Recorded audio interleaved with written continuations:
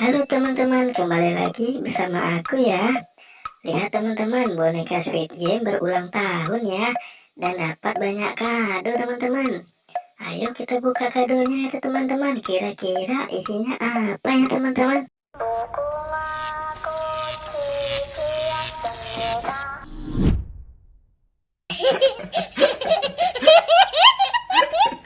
Wah, boneka Squid Game dapat motor ya teman-teman.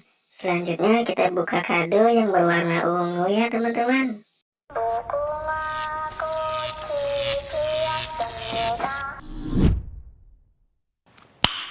Nice.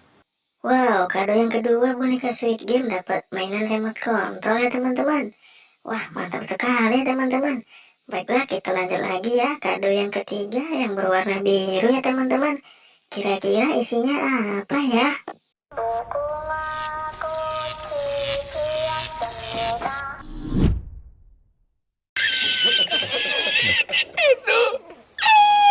Lihat teman-teman, kado yang ketiga yang berwarna biru isinya ternyata kan Kinder Joy ya teman-teman. Wah, mantap sekali.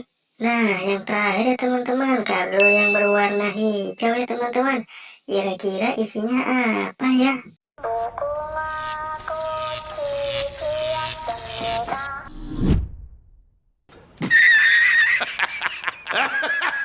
Di kado yang terakhir, boneka Squid Game dapat topeng ondel-ondel warna merah ya teman-teman.